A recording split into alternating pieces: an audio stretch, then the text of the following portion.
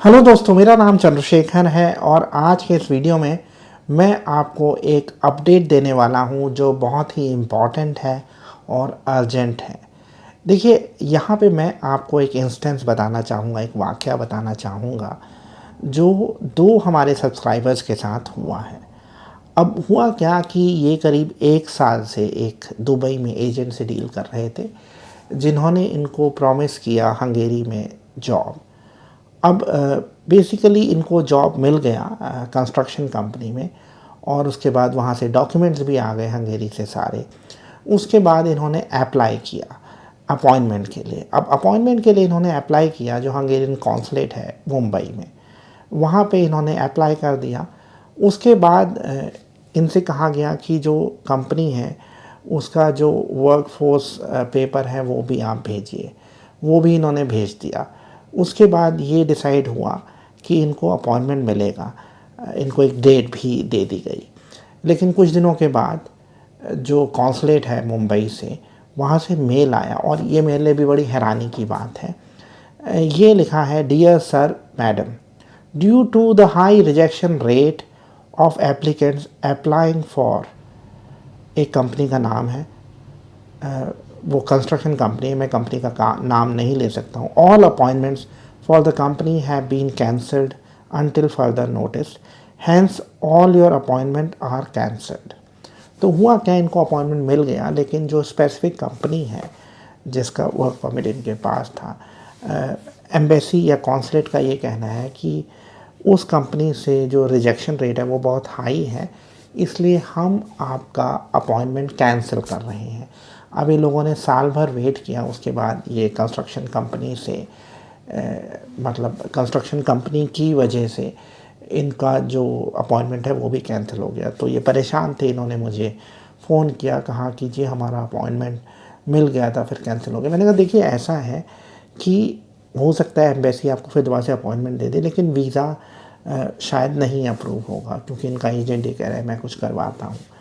तो मैं यहाँ पे एक चीज़ बताना चाहूँगा। देखिए, हंगेरी में बहुत सारी कंस्ट्रक्शन कंपनीज़ हैं, और कई बारी ये जो कंपनीज़ हैं ये बहुत छोटी कंपनीज़ होती हैं, और इनकी ओनरशिप क्या है, कितनी इनके पास मतलब कैपिटल है, ये सब भी पता करना बड़ा मुश्किल होता है। और हंगेरी में बहुत सारे ऐसे लॉयर्स भी बैठे हुए हैं जो जानते हैं कि इंडिया में बहुत क्रेज़ है कि किसी तरीके से शेंगन जोन में एंटर किया जाए। तो वो क्या करेंगे, 1,500 यूरो, 2,000 यूरो, 3,000 यूरो में वर्क परमिट भेज देंगे एजेंट को, और एजेंट आगे आपसे कुछ भी ले लेगा, मतलब 5-10 जितना भी बनता है वो आपसे ले लेगा, क्योंकि उनको पता है कि लोग दीवाने हैं एक तरीके से किसी भी शेंगन जोन कंट्री में एंटर करने के लिए। तो यहाँ पे ये वीडियो बनाने का ये पर्पज़ है, क्योंकि मेरे लिए बड़ी हैरानी की बात है कि एम्बेसी या कॉन्सुलेट आपको मेल भेज रहा है अपॉइंटमेंट देने के बाद कि ये कंपनी ऐसी है जिसका रिफ्यूज़ल रेट बहुत हाई है, इस वजह से हम आपका जो अपॉइंटमेंट है वो कैंसिल कर रहे हैं।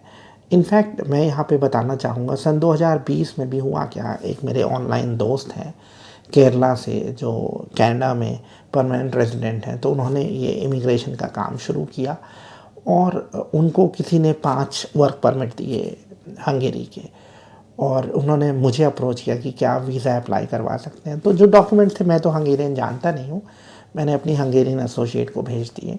उन्होंने देखा, उन्होंने मुझे बोला कि ये कंपनी बहुत नई है और कोई इजरायली है इसको ओन करता है, तो यहाँ पे कंपनी के बारे में बहुत सारा चीज़ें अवेलेबल नहीं है, और शायद वीज़ा अप्रूव नहीं होगा। तो खैर उन लोगों ने वीज़ा अप्लाई किया मुंबई कॉन्सुलेट के थ्रू, और करीब 3 महीने वेट करने के बाद वीज़ा रिफ्यूज़ हो गया। तो बेसिकली होता क्या है कि अगर कंपनी बहुत रिप्यूटेड नहीं है और अगर आपका एजेंट जांच नहीं करता है तो आपका वीज़ा रिफ्यूज़ हो जाएगा। और यहाँ पे तो हम देख रहे हैं कि अपॉइंटमेंट ही कैंसिल हो गया। तो मैं कहूँगा कि आप जब भी डील करें किसी ऐसे इंडिविजुअल से डील करें जिसे उस कंट्री का एक्सपीरियंस हो। ठीक है, हम भी वर्क परमिट करवाते हैं और बहुत डिले हो रहा है, कई क्लाइंट्स को मतलब 8-8, 9-9 महीने, साल भर होने वाला है, लेकिन हम कुछ उसमें आगे नहीं बढ़ पा रहे हैं, क्योंकि मैं जब तक श्योर नहीं हूँ कि चीज़ें आगे बढ़ेंगी, तब तक मैं बेसिकली, ऐसा नहीं है कि यहाँ पे बहुत सारी कंपनी जो आपको वर्क परमिट 2-3 महीने में, 2 महीने में लेके दे देंगे, लेकिन वीज़ा अप्रूवल के चांसेस बहुत कम होंगे। तो मैं कहूँगा ख़ासकर कंस्ट्रक्शन में जो हमें फीडबैक मिल रहा है हमारे सब्सक्राइबर्स के थ्रू, जो रिफ्यूज़ल रेट है वो बहुत हाई है। इसलिए आप कंस्ट्रक्शन कंपनी से बचें।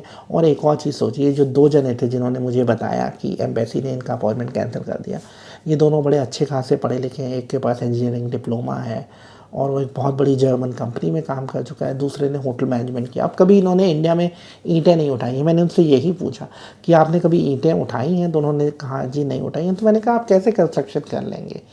तो इसलिए इस चीज़ से थोड़ा सा बचें। और मैं खुद भी सोच रहा था कि कंस्ट्रक्शन कंपनी के साथ टाई अप किया जाए, तो ये मेरे लिए भी एक वार्निंग साइन है।